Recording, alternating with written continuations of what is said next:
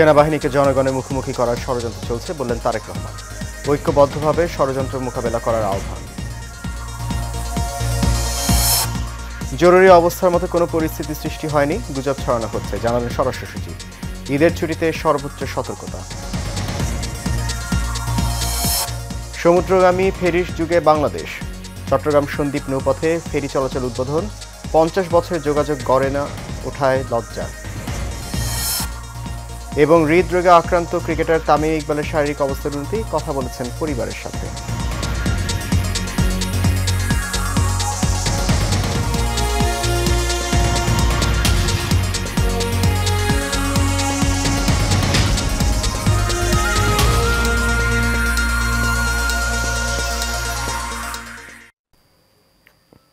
সবাইকে স্বাগত জানাচ্ছি এশিয়ান প্রাইম নিউজে। আপনাদের সাথে আছি আমি সৈয়দ মাহিউজ্জামান মুখর।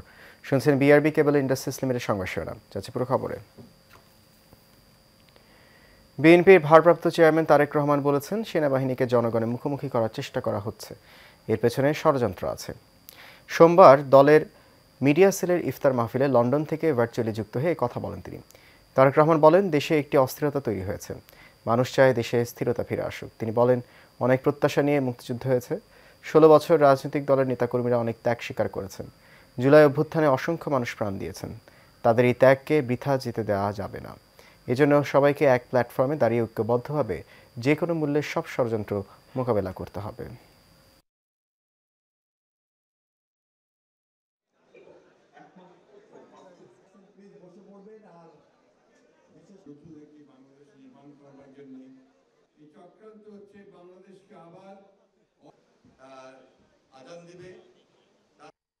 জুলাই আগস্ট মাসে যে সকল বাংলাদেশের নাগরিক স্বৈরাচারকে বিদায় করার জন্য, নিজের গণতান্ত্রিক অধিকারকে প্রতিষ্ঠা করার জন্য নিজের জীবনকে উৎসর্গ করেছেন, তাদের এই প্রতিটি মানুষের এই উৎসর্গ যেন সার্থক, তার জন্য আমাদের সকলকে এক প্ল্যাটফর্মে এসে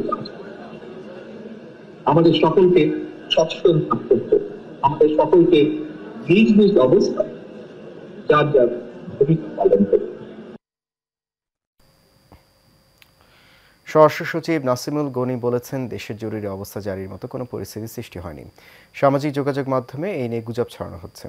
দেশের আইন শৃঙ্খলা পরিস্থিতি ঠিক আছে জানিয়ে তিনি বলেন, ঈদের সময় লম্বা ছুটিতে কঠোর অবস্থানে থাকবে আইন শৃঙ্খলা বাহিনী। নূর মোহাম্মদ ভুইয়ার রিপোর্টে দেখুন বিস্তারিত। গেল রাত থেকেই সামাজিক যোগাযোগ মাধ্যমগুলোতে ভাসছে দেশের আইনশৃঙ্খলা পরিস্থিতির কথা। বিভিন্ন সূত্রে কেউ কেউ বলছে দেশে জারি হবে জরুরি অবস্থা। তবে সচিবালয়ে এক ব্রিফিংয়ে জরুরি অবস্থা জারি হবে সামাজিক যোগাযোগ মাধ্যমে এমন বিষয়কে গুজব হিসেবেই উড়িয়ে দেন স্বরাষ্ট্র মন্ত্রণালয়ের সিনিয়র সচিব নাসিমুল গনি। ইমার্জেন্সির কথাও কেউ কেউ বলছে সেনাবাহিনী আসলে পুরোটাই দেখবে, এরকম কোনো সম্ভাবনা বা কোনো ধরনের আলোচনা? এই সম্বন্ধে আমার কোনো কমেন্ট নেই। এগুলা মেয়ার গসিপস, আলাপ আলোচনা হচ্ছে, কিন্তু একজনের কথা বলছে, এর সম্বন্ধে আমার কোনো কমেন্ট নেই। আমাদের যে কাজ আছে সেটা আমরা জারি রাখবো এবং সেভাবে চলতে থাকবো। এছাড়া দেশের আইনশৃঙ্খলা পরিস্থিতি ঠিক আছে জানিয়ে তিনি বলেন, ঈদের সময়ে লম্বা ছুটিতে কঠোর অবস্থানে থাকবে আইনশৃঙ্খলা পরিস্থিতি। আমরা ভিজিলেন্সি একটুও কমাই নাই।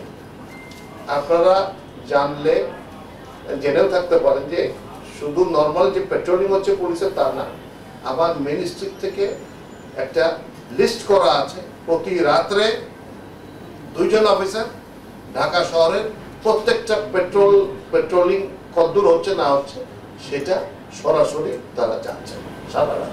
এ সময় অস্ট্রেলিয়া সমুদ্রপথে পাড়ি দেয়া আটকে পড়া বাংলাদেশিদের বিষয়ে স্বরাষ্ট্র সচিব বলেন, নাম ঠিকানা ঠিক থাকলেই অবৈধ বাংলাদেশিদের ফেরত পাঠাবে অস্ট্রেলিয়া। প্রসেসটা হবে যে তারা ওখান থেকে প্রথমে আমাদের কাছে নাম পাঠাবে এবং ওকে নাম নেই, ঠিকানা নেই, আমরা তখন এখানে ইনকোয়ারি করব যে আসলে এই নামে কেউ লোক আছে। নূর মোহাম্মদ ভুইয়া, এশিয়ান টেলিভিশন, ঢাকা। এত বড় গণ অভ্যুত্থান ও বিপর্যয়ের পরেও আওয়ামী লীগ এবং তার অন্ধ উগ্রবাদী সমর্থকদের পরিবর্তনের কোনো লক্ষণ নেই বলে মন্তব্য করেছেন আমার বাংলাদেশ পার্টির চেয়ারম্যান মুজিবুর রহমান মঞ্জু। দলের সাধারণ সম্পাদক ব্যারিস্টার আসাদুজ্জামান ফুয়াদকে গ্রেফতার করার গুজব ছড়িয়ে উত্তেজনা তৈরির প্রতিবাদে এবি পার্টি আয়োজিত জরুরি সংবাদ সম্মেলনে তিনি এই মন্তব্য করেন। দুপুরে বিজয়নগরে এবি পার্টির কেন্দ্রীয় কার্যালয়ে এই সংবাদ সম্মেলনে উপস্থিত ছিলেন এবি পার্টির ভাইস চেয়ারম্যান বি.এম. নাজমুল হক, যুগ্ম সাধারণ সম্পাদক অ্যাডভোকেট আবদুল্লাহ আল মামুন রানা, মহানগর উত্তরের সদস্য সচিব সেলিম খান সহ আরও অনেকে।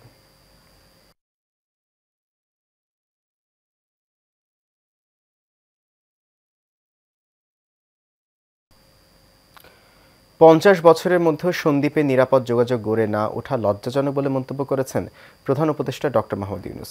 দুপুরে ফেরি সার্ভিস উদ্বোধন অনুষ্ঠানে সন্দ্বীপ উপজেলা পরিষদ প্রাঙ্গণে আয়োজিত এই অনুষ্ঠানে ভার্চুয়ালি যোগ দিয়ে তিনি কথা বলেন। এর আগে সকালে চট্টগ্রামের সীতাকুণ্ডের বাঁশবাড়িয়া থেকে সন্দ্বীপের গুপ্তছড়া নৌপথে ফেরি চলাচলের উদ্বোধন করা হয়। একই সময় উদ্বোধন করা হয় সন্দ্বীপের সঙ্গে ঢাকা ও চট্টগ্রামের বাস সার্ভিস। সীতাকুণ্ডের বাঁশবাড়িয়া এলাকায় ফেরি সার্ভিসের উদ্বোধন করেন নৌ পরিবহন উপদেষ্টা ব্রিগেডিয়ার জেনারেল অবসরপ্রাপ্ত এম শাখাত হোসেন। একই সময় বাস সার্ভিসের উদ্বোধন করেন সড়ক পরিবহন মন্ত্রণালয়ের উপদেষ্টা ফাউজুল কবির খান। পরে সন্দ্বীপ উপজেলা প্রশাসন আয়োজিত সুধী সমাবেশে ভার্চুয়ালি যুক্ত হয়ে প্রধান অতিথি হিসেবে বক্তব্য রাখেন প্রধান উপদেষ্টা।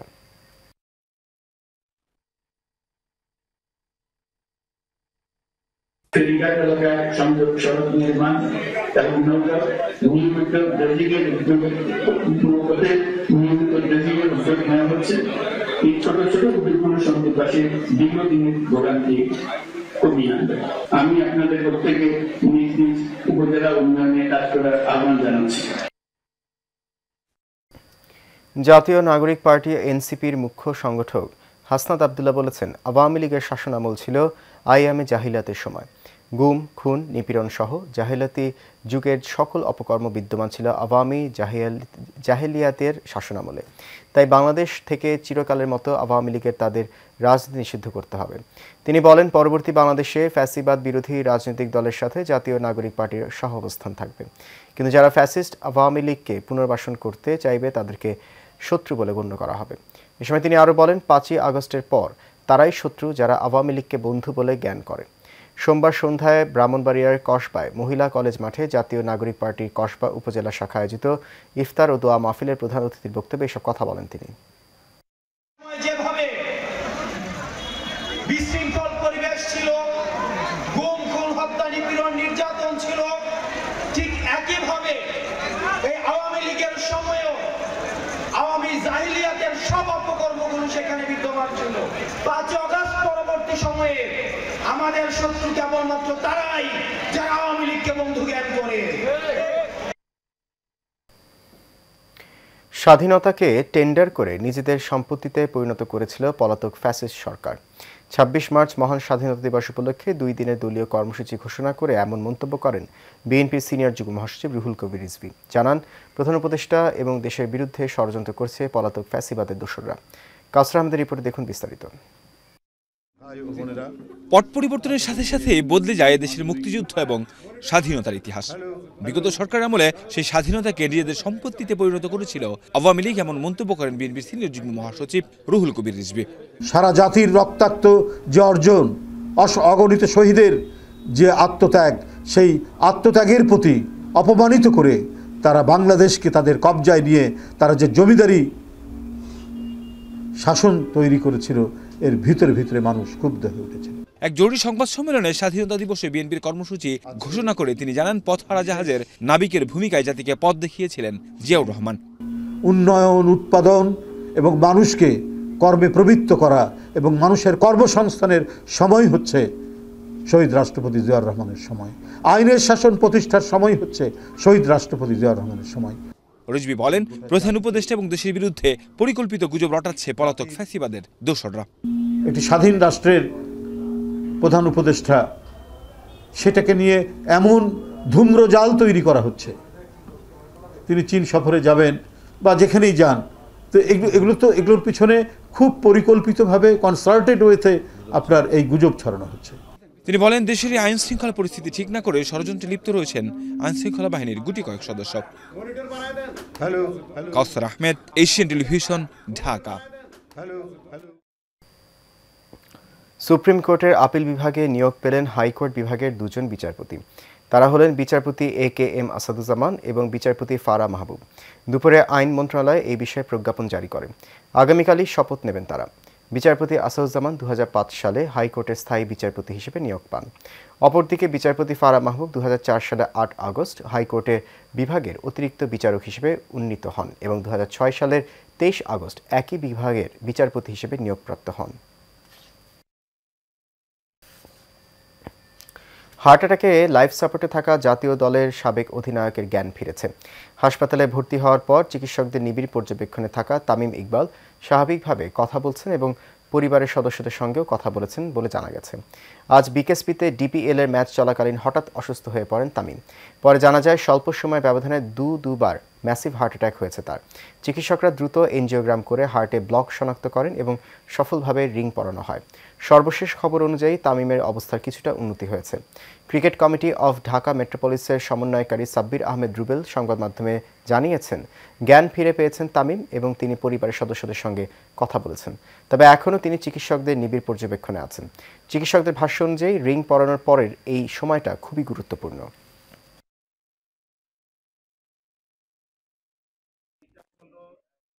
এনজিওপ্লাস্টি এবং একটা স্টেন্ট করা হয়েছে। ক্রিটিক্যাল কন্ডিশনে ছিল, স্টেন্টিং এর পরেও এখনো উনি অবজারভেশনে আছেন এবং ক্রিটিক্যাল কন্ডিশনে এখনো কাটেনি, সময় লাগবে। আর আমরা সবাই ওনার জন্য প্রাণপণ চেষ্টা করছি।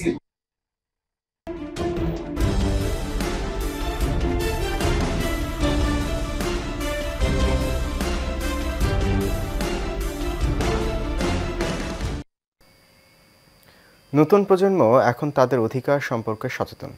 তারা যে কোনো অন্যায়ের বিরুদ্ধে প্রতিবাদ করতে সবসময় প্রস্তুত। নতুন বাংলাদেশে দলের নাম বা মার্কা দেখে কেউ আর ভোট দেবে না, বরং কাজ দেখে মানুষ আগামীর নেতা নির্বাচিত করবে বলে মন্তব্য করেছেন জাতীয় নাগরিক পার্টির উত্তরাঞ্চলের মুখ্য সংগঠক সার্জিস আলম।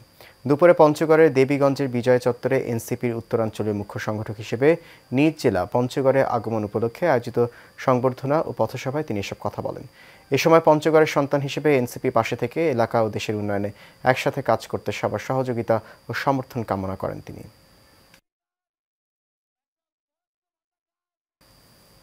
বাংলাদেশ সাংবাদিক ঐক্য পরিষদের আয়োজনে রাজধানীর একটি হোটেলে ইফতার ও দোয়া মাহফিল হয়েছে। অনুষ্ঠানের প্রধান অতিথি হিসেবে উপস্থিত ছিলেন বিএনপির ধর্ম বিষয়ক সম্পাদক রফিকুল ইসলাম। তিনি বলেন, দেশের কল্যাণে সবাইকে ঐক্যবদ্ধ থাকতে হবে। এ সময় সাংবাদিক ঐক্য পরিষদের চেয়ারম্যান সাব্বির আহমেদ রনি সাংবাদিকদের মাঝে ঈদ সামগ্রী উপহার দেন। পরে দেশ ও জাতির কল্যাণে মোনাজাত করা হয়।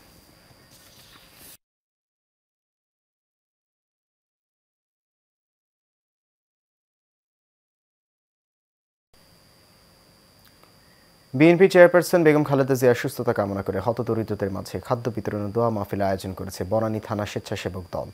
রাজধানী মহাখালীতে সংগঠনটির কার্যালয়ের সামনে ইফতার বিতরণকালে উপস্থিত ছিলেন বনানী থানা স্বেচ্ছাসেবক দলের সাংগঠনিক সম্পাদক মেহেদী হাসান মিশু, যুগ্ম সাধারণ সম্পাদক মোহাম্মদ সুজন, প্রচার সম্পাদক জয়নাল আবেদিন।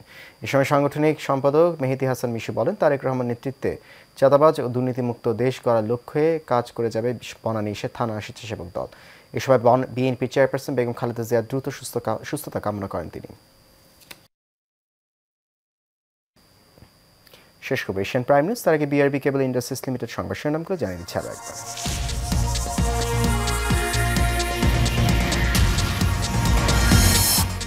সেনাবাহিনীকে জনগণের মুখোমুখি করার ষড়যন্ত্র চলছে বললেন তারেক রহমান। ঐক্যবদ্ধভাবে ষড়যন্ত্র মোকাবেলার আহ্বান। জরুরি অবস্থার মতো কোনো পরিস্থিতি সৃষ্টি হয়নি, গুজব ছড়ানো হচ্ছে, জানালেন স্বরাষ্ট্র সচিব।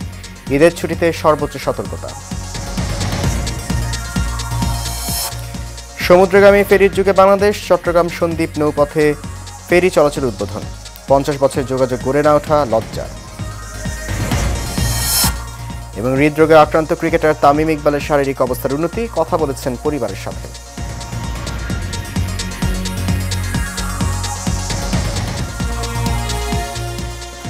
এশিয়ান প্রাইম নিউজ এ পর্যন্ত। আমাদের পরবর্তী আয়োজন দেখার আমন্ত্রণ রইল। এতক্ষণ সঙ্গে থাকার জন্য অনেক ধন্যবাদ সবাইকে। শুভরাত্রি।